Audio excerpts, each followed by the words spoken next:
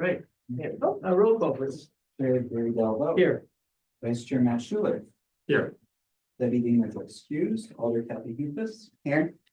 Steve Stearns. Melanie Cumming is excused, and our newest member, Anita Robinson. Yes, here. Right. Motion to approve the agenda. So moved. Second. Motion, second approve the agenda, 113, say aye.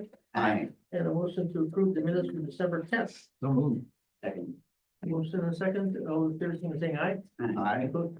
So since Renita is brand new with us, I asked her to embarrass her a little bit. You give us a little bit of background and first of all, welcome. We're just glad to have you.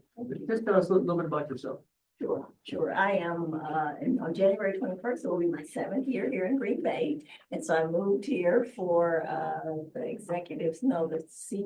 chief executive officer position at the YW. Okay. And since then have been the vice president of health equity at Purveyor Health, and on January 2nd started as a senior director of client services here in town at Real High. Excellent. So moving around a little bit, learning a lot about a number of things here in Green Bay. In my past life, have done a lot of work with different development committees and roads in St. Paul and in Duluth, Minnesota, and I grew up and raised in Los Fantastic. And spent some time in New England, Cambridge, Minnesota, Minnesota. My background is actually education, so I'm a teacher for many, many years. Just recently taught at UWGB and have a private, a nonprofit Midwest Survivor Institute here in town, and just works a lot for social justice causes, and ask me anything else, and I'm happy to. Excellent. Very neat background. Welcome. I really think you're going to enjoy this group. We like to think this is where the action is, right? Thank you. We're going to start out with a public hearing. The agenda item, public hearing, consideration of possible action, the determination of blight for property located at 1400 Main Street, parcel 8-1. And I think Rebecca's going to give a little background on that. Yes, Please. thank you. So today we have a public hearing to gather views on a proposed blight determination for a property at 1400 Main Street, more commonly known as the Three Corners property locally. There's a map up on the screen here, as you can see. It's on the southeast corner of the intersection of Main Street and Baird. The property is just under an acre of partially vacant land. I'm familiar with it, and I do have some additional pictures in the coming slides. It's got a lower level, it's primarily paved, it's got that lower level structure with a ramp that goes down from the street into that lower level area. Awesome. Yes. Yeah, and I on was the just gonna screen. say, isn't that where the boats used to pull out in the East River? I believe this is being recorded, but maybe when I was a teenager, that's where we do a little partying. I don't know. It's on the record now. Well, it seems like it has a very interesting background and then hopefully a great future ahead of it. So here's the view. This is looking south from Main Street, and then the next photo is actually from Baird looking. I know it's not the greatest picture in the world, but you can see kind of that lower level structure with the window openings there. That wall also acts as a retaining wall, protecting against the East River. So definitely some unique qualities there with that property. At this time, the property is owned by Newland Group LLC, and the city's been collaborating with them on some redevelopment plans that include potential acquisition by the city of this property through a process of bump clearance or blight elimination, and that's outlined in Wisconsin statute. Looking at reuse plans at this point, that hasn't been determined, or determined at a later date. Potential reuse, though, future opportunities could include recreational, parkland, potentially even commercial or residential use as well. The public hearing is the first step of several in this process. Obviously, we'll have the public hearing today, followed by hopefully a resolution or consideration of a resolution to declare this parcel blighted by this body, and then it will go to council this evening. or not at the next meeting, the 21st. And if we declare blighted, what exactly does that mean for the owners? And for us? Right, so this is a process that we, to go through with the Department of Natural Resources, DNR. It is a requirement for us to be able to proceed with exploring potential acquisition. And then being able to invoke what's called local government unit exemption, LGU exemption, from some of the DNR standards with remediation. Going kind of into the weeds here, don't know how much detail you want, but it's a process that is required for us to be able to continue to do work to determine what contamination might exist on this site. Figure out what a remedial action plan looks like, what costs are, so we could go in with eyes open with potential acquisition. So this blight process is just one step in that path, potentially being able to acquire and proceed with cleanup and redevelopment. And new land is supportive of this. Yes, we've been coordinating very closely with the property owner. They've given us the green light to proceed with this process. I don't know if he's here today, but we've been talking very frequently, and he would prefer to want this approach, so we can hopefully get to a conclusion. But it's a long story of this property. It's looked pretty shabby for a long time, so we're just hoping to move things along so we can get it to a better state, and this is the path. Sorry, can you clarify this for me? Are we actually determining it blighted, or we're just determining whether it's a whole thing to start the process to figure that out? It is a blight determination. Okay, so it is definitively, we're saying it's blighted. It's not. Yeah, go ahead and check the boxes to figure out that it is. Yes. Okay, at this time, I'd like to start the public hearing.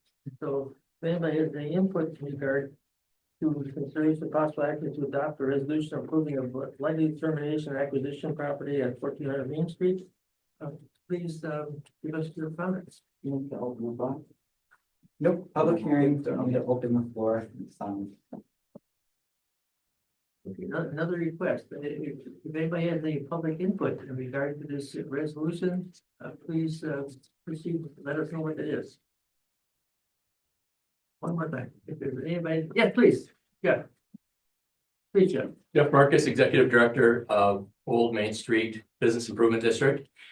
This intersection is an important entry point into the Old Main Street District.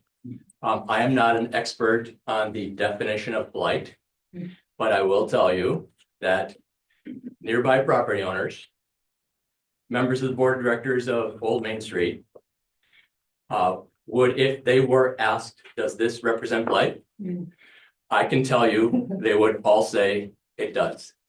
I won't belabor the point. I do know that over the years, there was an opportunity to develop the property. At the time, there was some hopefulness, but we also realized there are challenges to the property. And you all know what they are. And all those challenges also, in my estimation, would contribute to that definition of blight. So we know that there are limited resources, and there has been a lot of focus in the core of our downtown, and we appreciate that.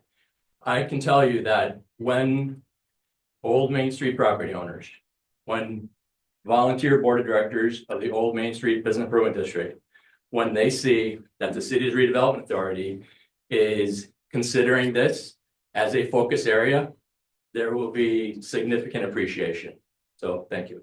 Thank you. Is there any other public input in regard to this resolution?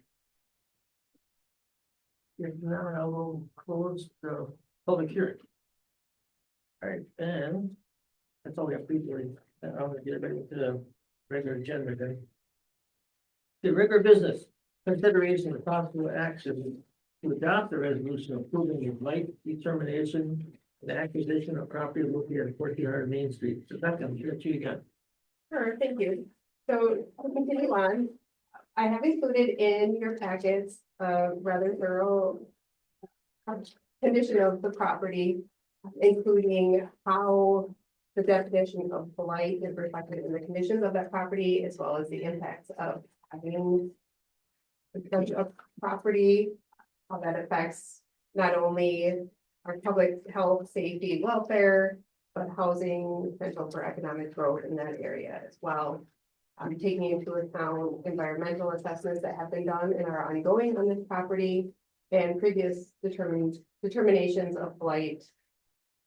It was included in one of our TIDs, TID 11, which was a blight TID that I believe was 2006 when that one was created, and was also part of a blight determination back in 2016. The Cedar Main Blight District included this property as well. So just a little bit more background as far as condition of this property and how it's gotten from there to here where we are today. Any questions, comments in regard to this agenda item? There's a statement here that indicate redevelopment plans had stalled because of discovery of unrecorded rights to the property. Is that part of the reason we're going this right route, or? It's part of the reason why development never came to fruition. There are some underground infrastructure that I think the current property owner wasn't aware is there. It's very difficult to develop on a giant stormwater facility, which is underground, which couldn't be relocated easily. So yeah, that's part of the problem, the developability of the site. It's definitely a prime piece of property. The location is just fantastic. So that's the exciting part. It take a little bit of work, obviously, but it's a prime piece of property. No question about that. Yes.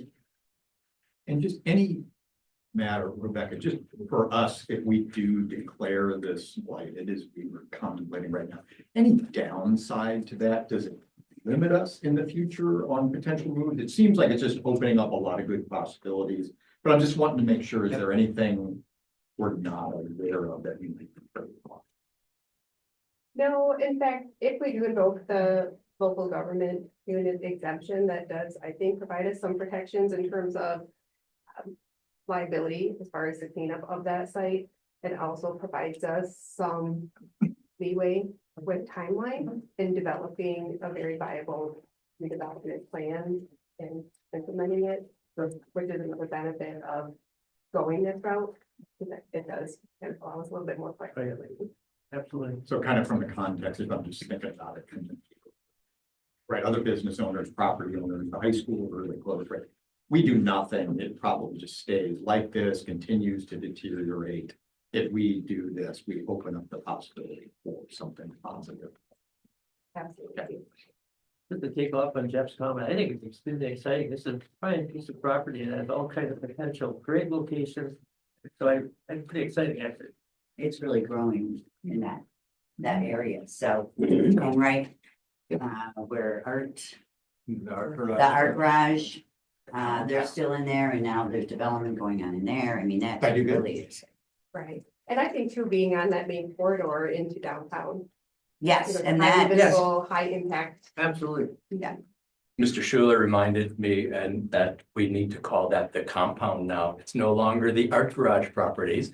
So it's under new ownership, the compound. With a Check K. out the compound With a K? cafe. Okay. And 2 new businesses will be under construction in that property in the weeks ahead. You'll see visible activity at what was formerly Flower Ram. Oh, very good. Very good. Any other questions or comments in regard to the agenda? If not, I'll entertain a motion. I'd make the motion that we adopt the resolution approving the blight determination and property acquisition of 1400 Main Street. not second. The motion by Matt, second by Olga. Questions or comments regarding the motion? If not, I'll bear the motion, who's saying by saying aye? Opposed? Motion carried. Thank you. Excellent. Thank you. Any comments? Yeah. Number 2, consideration of possible action to adopt an affordable housing extension resolution for TID 4 downtown Washington apartments. That's Rebecca. I'll take it off and then Matt will follow up with some additional information and highlights from our TDA program. And We are- Rita, if your head's not spinning after one agenda item, I guarantee after the next two, Yes. which link together, it will be. Yeah, and don't be afraid to ask questions. Okay, so we're looking at TID 4, which is our downtown Washington Apartments TID. There's a map here up on the screen. You can see it's just to the east of the river, bordered on the east by the river and on the west by Adams Street. This TID was created in 1998, is set to terminate on January 20th of this year. Major projects that have been undertaken in this TID are commercial and residential redevelopments, the Cherry Street parking ramp, and Riverfront Parkway. Today, as we're preparing for the termination of this TID, we are looking to implement an option that is available to us that would essentially allow us to take that final year increment. So the increment that will be paid January of this year from the 2024 tax roll, and to reallocate those funds into the TDA program for the purpose of improving the housing stock in the community, and in particular affordable housing. We are looking at this point for a resolution that would allow us to make this extension and allocate these funds, and then followed by the next agenda item, as was just mentioned, of a termination resolution to terminate this TID then, that would end as of April. Before or as of April 15th. We'd be looking at a total of $657,659. Then an increment that would potentially be going into that TDA program. And the TDA program is the one they can apply for. Right, so that's where I guess I come in. Cheryl provided this nice little report for you in the packet. That kind of goes into the history of the TDA program. We created it back in 2021. TDA was coined by Kevin Bonk, our former director. So it stands for Tax Increment District Affordable Housing. And so it is one of the tools that we created. The state of Wisconsin allows municipalities to extend their TIF districts for a certain period of time to take those dollars and apply them towards a program like TDA. So it's a new tool that we've been using for the past few years. The Redevelopment Authority has utilized those funds on a number of great affordable housing projects that are included in this report that Cheryl put together. Some notable ones are City of East Apartments on East Walnut. We've got the Bangkok Garden building that was rehab. We've got 7 new affordable housing units in that building. The Jazz House on East Walnut, a number of single family projects as well. All of these projects probably wouldn't have come to fruition or nearly as easily have come to fruition if not for this program. So we provide grants because they're local dollars. We don't have to deal with federal strings. We have a lot more control over how we use these dollars. They just generally need to be used to support affordable housing. And so, yeah, with this extension, we'd be getting somewhere between $600,000 and $700,000 of additional TDA funds to be able to deploy into the community to support additional housing projects. Where does that normally go? When we end, did we transfer funds to different TIPs? Did we? I'm from a council perspective, the Yeah, question right. we're gonna get That's fair. is, what are the other options out there? Sure. So if we do not extend this TID and we decide to close without putting it towards TDA, those dollars would go back to the various taxing jurisdictions. So the city would get our percentage of those dollars and it would go back towards the levy. The county would get theirs, the school district would get theirs, and the the tech college would get their percentage. So this allows us to keep those dollars inside the city of Green Bay to support affordable housing projects. It's a tool that we have at the state has given us the ability to do this, recognizing the need for affordable housing. we don't have a lot of tools, so this really does provide us Great answer. abilities to do these projects. Great answer. Yes, sir. Absolutely. Any questions or comments? Just exciting, right, when we get to Yes. the end of a successful TID. Right, they're a long time, right, this predates all of us. On the group, thank goodness Cheryl's not here. But no, just right, very successful, great development, you know, downtown, and you know, that was one of the first residential things that happened downtown that has set forth in a lot of stepping stones to come out. So fun just to see something get to this point and have, you know, positive funding balance in there that we can use another. Absolutely. Yeah, especially to help with. Go ahead, Wade. Hey, Gary, Yes, Alder Johnson is on the line. yes, Brad, Alderman. yeah, if you don't mind, I just kind of want to give a little bit more context to Alder Hinkfist's question there. And, you know, Kathy, I've supported every one of these that have come through. You know, when the city was, you know, one of the early adopters to this program is defined under state statute. At the time we did our first one, I believe there were only around 3 or 4 communities statewide that had done this. And as long as there's a housing need in our community, there's really no reason, you know, not to support this.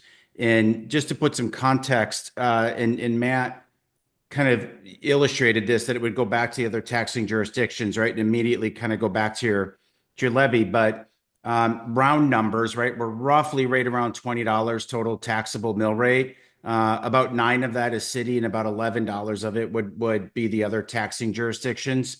You know, so the impact for the city and to act as a gap measure on projects that are struggling to meet, you know, their capital stack. This is a really, really important tool, especially as housing and labor costs have gone up, and state incentives don't always fill that gap. So this gives us a local tool to use for that. But the other piece is this doesn't have to be used within the TID boundaries. This can be used anywhere within the city. And then the last thing that is a real big advantage, 75% of what's collected of this 657,000 is allocated for affordable. The other 25% can be used for any type of housing.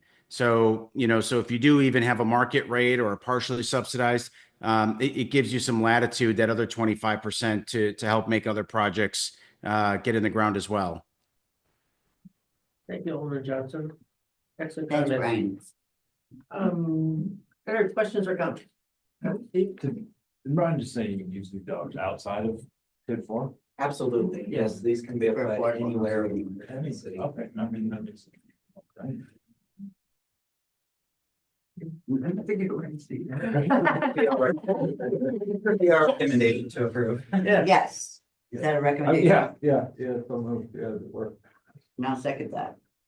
Here, the motion and second, I'm gonna read it real quick. To adopt an affordable housing extension resolution for TID 4 downtown with Washington Apartment extending the TID for 1 month.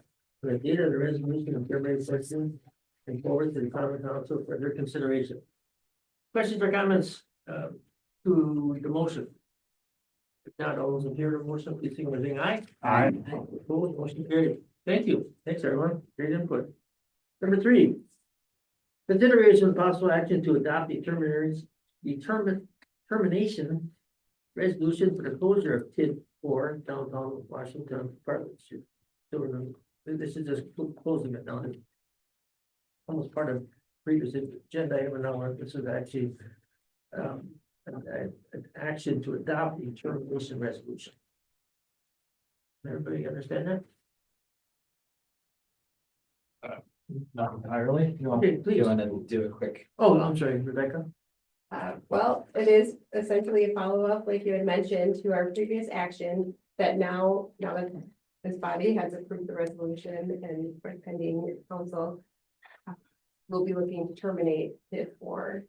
And that again can be done at any point between now and April. There would be some additional reporting and maybe some audit activity that would have to take place. So it just allows that additional time once that 655,000 from the transfer to the ZA is completed, then we can move forward with the termination of the TID. So whenever a TID does reach the end of its life, we do have to approve a termination resolution. So it's kind of a formality that bringing this RDA For sure. council Do we have to have a council approval on the previous agenda thing before we can actually terminate it, or can we terminate it? You know, I mean, like, the order has to matter, right? Yeah, that's why we did the last item before this one. And then both items will go to council actually tonight. I was just gonna say, we're voting on this tonight. Yes, yes. So this will go to them tonight, So, with the TDA first before the closure. So the bottom line, we're closing this TID, but those dollars are going to that fund. We have all these other options. Right. yeah, which really helps leverage when projects come in. Absolutely. Absolutely. Yeah, so if we don't take this one, the one we just approved is problematic, right? Yeah, we're together. It probably just means we're gonna handle this again at next month. Fair enough. I would also make this motion to adopt the termination resolution with over TID for downtown Washington. Do you want your name on it, you know, so you're out there in front of the council tonight? I'll second it, because it doesn't matter. I'll say aye. A motion. This is by really Steve and a good. This Second is by great news. Alder Hinkle. Any questions or comments regarding the motion? If not, all in favor of the motion, please signify by saying aye. Aye. Opposed, motion carried. Thank you. Thank you, Rebecca. Number 4, consideration of possible action to select the neighborhoods being moved to administer the city of Green Bay's downtown. Oh, I'm sorry, city of Green Bay's down payment assistance program, which we've had them the last several years. Yes. Right. Anyway. As well, yep, please. Thank you, Gary. Right, so as part of our 2024 annual action plan and budget for our home and CDBG program, we received input from the community of the need for down payment assistance in homeownership programs. So the city of Green Bay allocated $50,000 of their home budget towards a down payment assistance program. We issued a request for applications and proposals. We received one back, that would be from NeighborWorks Green Bay. And after reviewing their application and their experience, staff felt NeighborWorks Green Bay is qualified and well suited to administer this program for the city. And the bottom line, they've done this before and you've been satisfied with their. Yes. Motion approved. Second. Motion by Steve. And second by Matt. Okay, I think. Yeah. I'm sorry. Just be kidding. No, well, all right. It sounds pretty similar. I looked up, but take a motion. Motion by Alder Hinkle, second by Matt. Questions or comments regarding the motion? If not, all in favor of the motion, please say saying aye. Aye. Opposed, motion carried. Thank you. Thanks, Will. Number 5, consideration of possible action to approve a 3-month planning option to deals, development, and partnerships capital for the construction of 5 townhouses on the site located at 1118 North and Buren, 724 North and Buren, and 910 River Street. Ron? Yep. Oh, Connor, hi. Hi, I'm here. Sorry, had a furnace go out today. Oh my gosh. Yeah. What's the temperature down here, Rhonda? They got it up to 57. Were you able to fix it yourself? Yeah. No, I have a furnace company here right now. They got it to creep back up to 57. So we'll see what's going to happen. Oh, well, It's limping. so give us a little background. Okay, so staff has received a proposal from Deals Development and Partnership Capital for a 3-month planning option for the site located at the 2 lots on Van Buren and the 910 Reber Street. They are looking to do 5 townhomes on this site, and it is zoned R3, which is very density residential. So the townhomes are permitted on these sites. The townhomes would be 3-bedroom, 3-bath with 2-car garages. The developer is currently offering $35,000 for the lots, which is currently the pricing that we are marketing these sites for. The reason they're asking for the 3-month planning option is so that they can work on the feasibility of these lots, work on completing their financing and the design feasibility of the townhomes. We've reviewed the total proposal. Staff is recommending that we get the approval of the 3-month planning option to the developer, Deals Development and Partnership Capital. They have done one other site. They did the 445 South Third Street, which was the smaller site over behind the Walgreens off of East Mason. Questions or comments?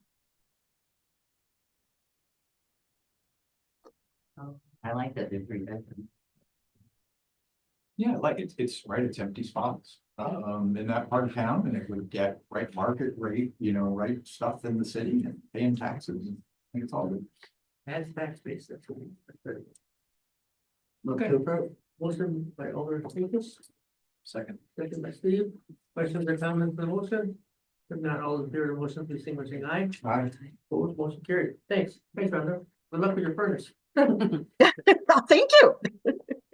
Cooler person, your warmers. Good, hoping to get it going. Thanks.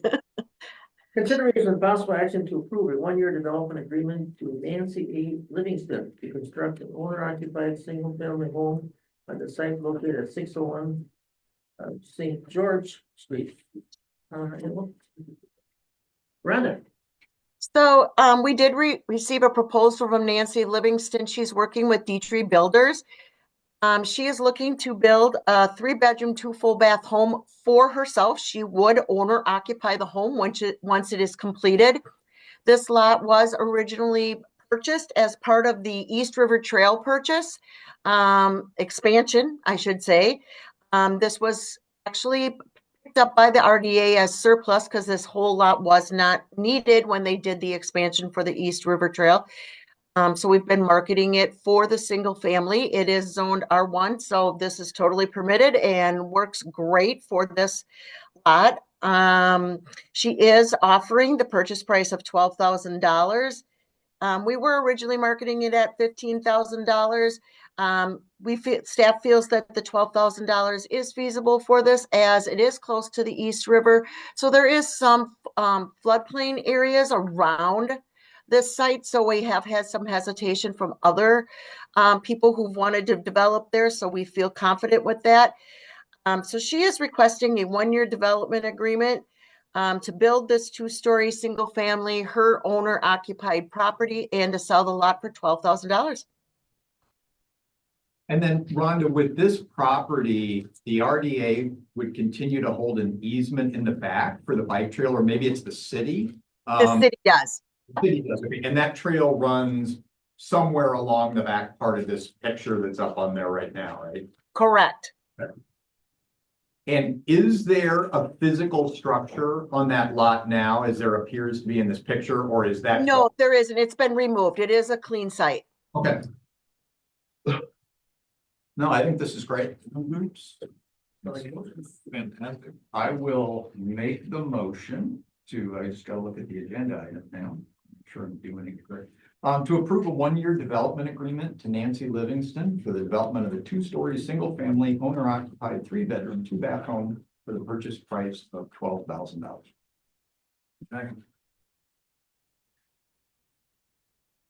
Oh, okay. Here you Steve. Yeah, sorry. Here's a motion by Matt, second by Steve. Any questions or comments regarding the motion? If not, yes, please. What happens if they don't complete it in the year? There's a good What was question. that? I'm sorry, I couldn't hear that. What happens if something happens and they are unable to complete it in the year? On the development agreement and they are not able to complete it in 1 year, there's 2 options. One, they can come back to the RDA and request an extension. And we've had that happen a couple of times, and we have, depending on their progress.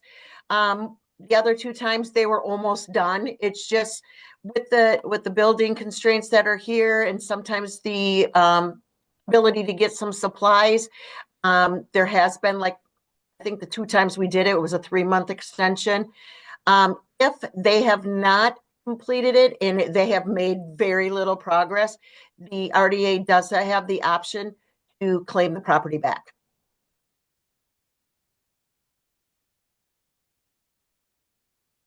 Our history's been really, though, we've made short extensions to finish the project. It's really what, Right. yeah. Thank you. Any other questions or comments? If not, all in favor of the motion, please say aye. Aye. Opposed? Motion carried. Next. Number 7. Krista.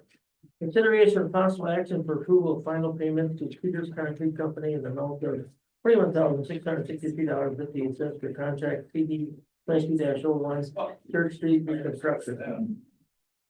Krista's retired, so. Knock this one in. I see that. Got out of it. So, this is more of a formality that runs through DPW when we do work with them on the final payments need approval from the governing body.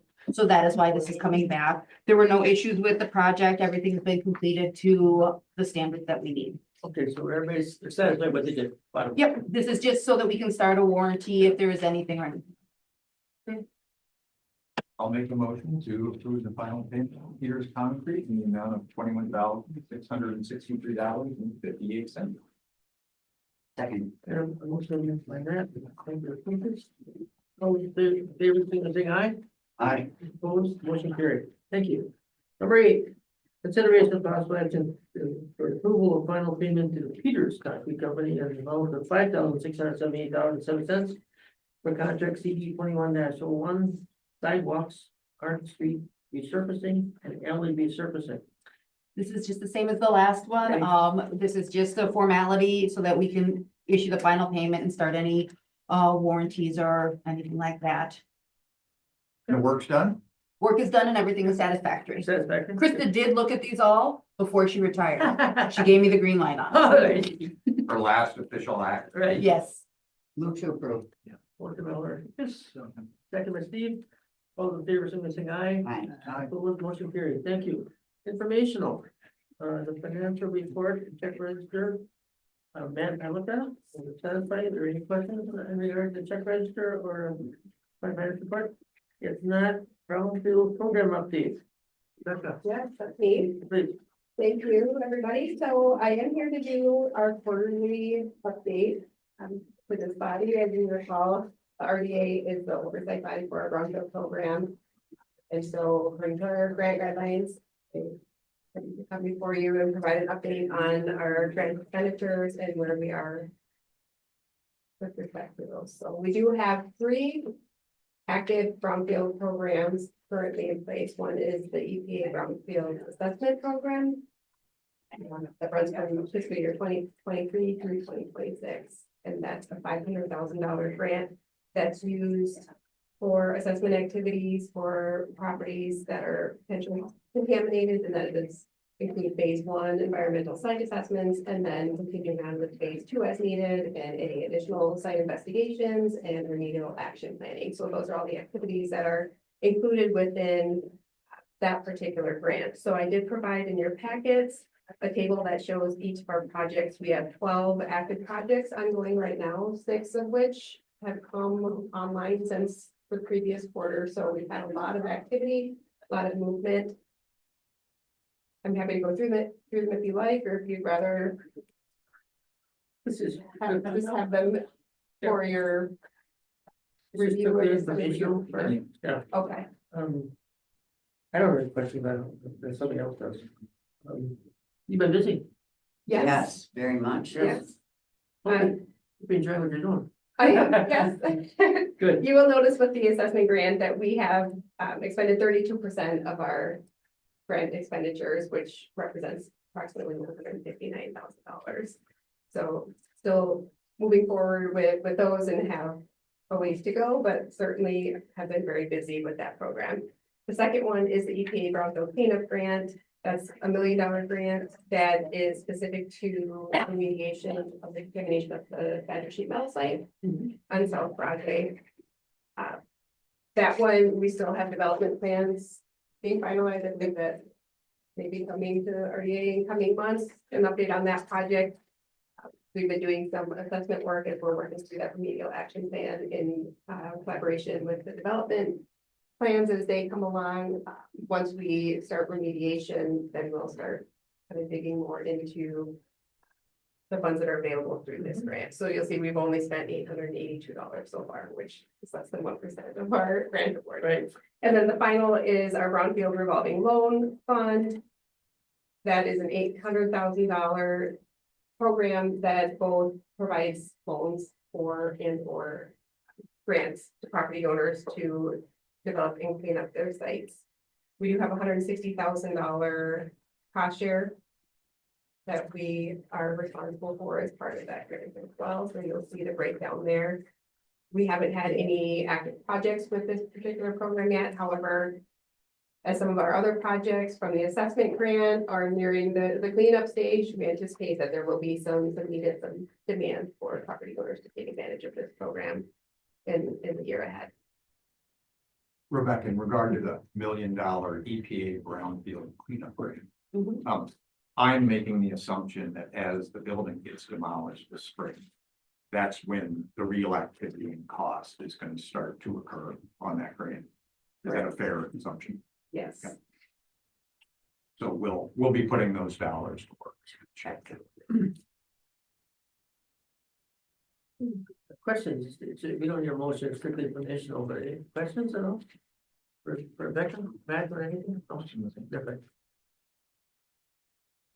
Thank you. Thank you, Rebecca. Director's report and project updates. Okay. All right, we've got an updated development tracker spreadsheet in the packets. Printed it out, it accidentally was this large, it didn't mean for it to be, but you have no problem reading it.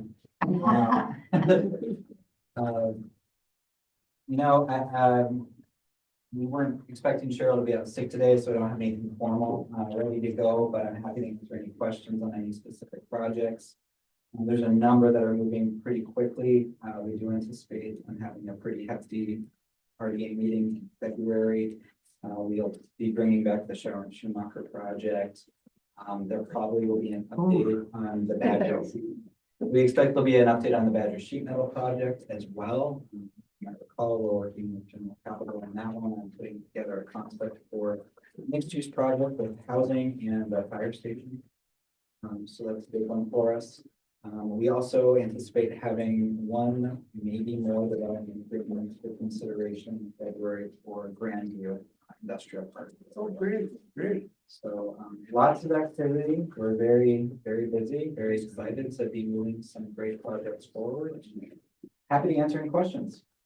The fort at the rail yard. Yeah. I see it says it's nearing completion. It's darn near there. The last I heard, it's probably been a couple of weeks since I got an update. I don't think they got a certificate of occupancy before the first of the year. Okay, they're really close. If they don't have it already, I don't know. Yeah, they're still, I think, working with our inspectors to make some finishing touches, to get that certificate of occupancy. So I know they plan on doing a ribbon cutting, grand opening, and you all can expect an invite to that because we did help contribute as far as tip assistance, but then also the ARPA loan as well. And so folks are gonna start moving in here sometime in Yes. Q1? I mean, they're actively leasing. Oh, that was my question. Do you have any idea how well that's going? I don't, I haven't heard any updates on that, Okay, so something I can reach out. great, great. I'm sure it can be very successful. Well, and this is just a great one from and Renita too, just from a kind of how long can projects take? Yes. Yes. When did discussions on this start? At least 10 years ago. Was this the one with the elevator shaft? Yeah, Stonehenge. Yeah. Stayed there for quite a while. Yeah. So Well, dis- elevator shaft. discussions on this project started at least 10 years ago. So just for a little bit of, how long some of this stuff can take and persistence and all that. But so really exciting Yes. to see that one coming Good point. to market. I don't have any other questions. As people have a chance to, review this in detail, if you got any questions, please call Matt. Yeah, I'm sure you can answer them. Updates, Jeff? Anything that you like to tell us what's happening? Nothing to report at the moment, other than we see some very positive early year, some early indicators with multiple properties that we're dealing with, so with some new tenants soon to be announced, so indications early in the year look very positive. Excellent. Is Leah, Yes, yes. Leon? Leah, Hi, I am. I'm on late. I just got here. Sorry. is there anything you'd like to give us a report on? Busy. The Starbucks sign went up, so now everyone knows that Starbucks up on the old Sears property. So that's good. And there's still lots of interest in those other pieces there. So that's moving forward. And then with the draft coming, we're in such a prime spot here. Yes. The main entrance to the draft is right there. So I'm working on an event that we'll have at the end of the road to try to drive traffic to Military Avenue and, feature all of our businesses here and Green Bay all at the same time. Absolutely. Thank you. Yeah. Brooke, no, I know Brian, you still on? Right. Yeah, Gary, Brooke is traveling, but Yeah. I mean, just like all of our districts, right? We all work very hard and we've got teams that do some great things, and we no different over here. The one thing I would tell you is our annual State of the Broadway District is scheduled for February 18th. We invite you all to attend. That's really a good time to kind of hear some of the details about the different things that we work on throughout the year. And it's always a very popular event and sells out, or fills up, I should say. So I'll make sure that you all receive that invitation, and we invite you to attend. Excellent. Thank you. Anything else, any questions from the committee, for the staff, for the mayor? Is he on? No. No. Any questions from anybody for the staff? If not, our next meeting is February 11th, and I'll entertain a motion to adjourn. So move. All those in favor, saying aye. Aye. Opposed, we are adjourned. Thank you. That's good.